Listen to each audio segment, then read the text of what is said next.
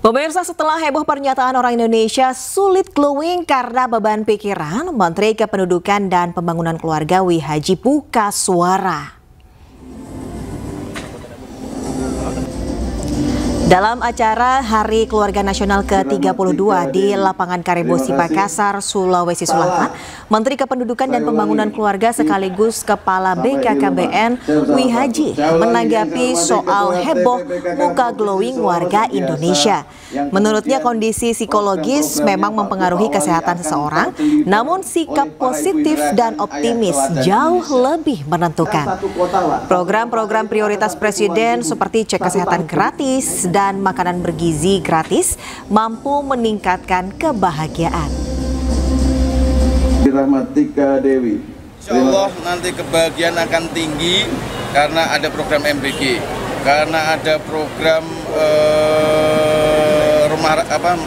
sekolah rakyat gratis, kemudian juga ada perumahan, ada cek kesehatan gratis.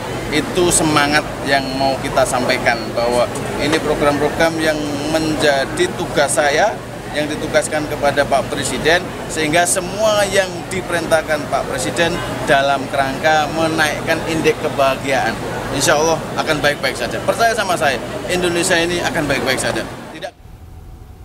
Pemirsa, pemerintah berkomitmen untuk memberikan akses rumah layak bagi pemuka agama.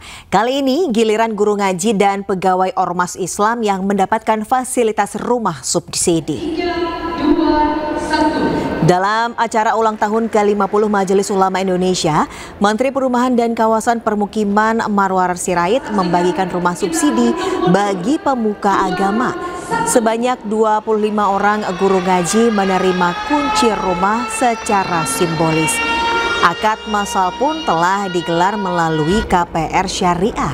Pada kegiatan ini, Menteri PKP juga menandatangani nota kesepahaman bersama Ketua Umum MUI Kiai Haji M. Anwar Iskandar dan perwakilan BPS untuk penyediaan dan pemutakhiran data dalam penyelenggaraan rumah subsidi bagi guru ngaji dan pemuka agama.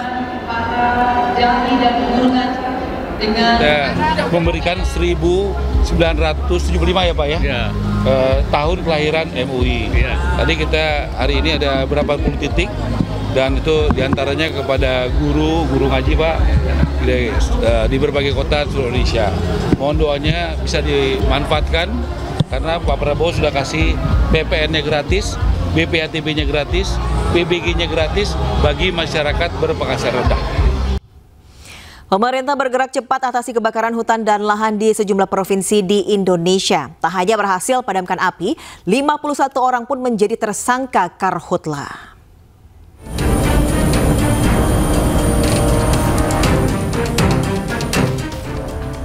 Kebakaran hutan dan lahan sempat membuat asap tebal menyelimuti langit Kabupaten Rokan Hilir Riau.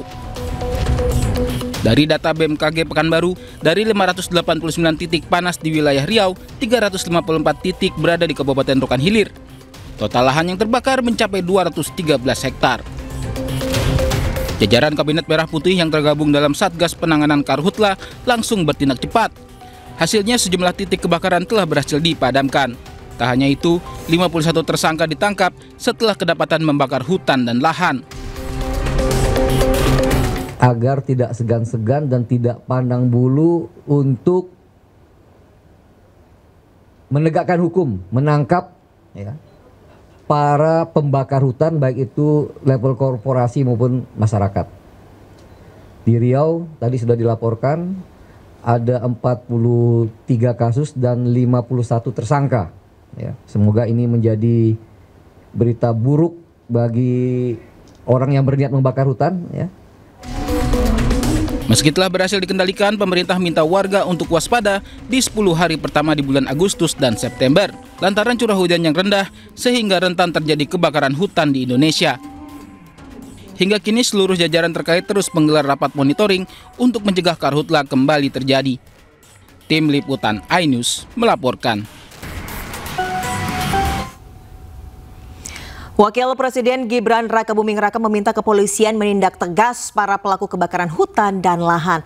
Gibran meminta tak ada lagi kebakaran di wilayah Pekanbaru atau zero karhutla.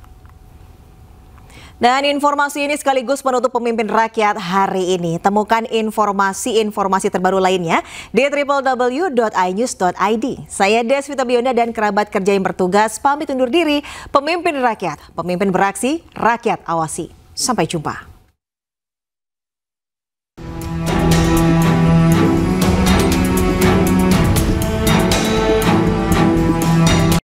Kebakaran hutan lahan di Provinsi Riau belum sepenuhnya padam.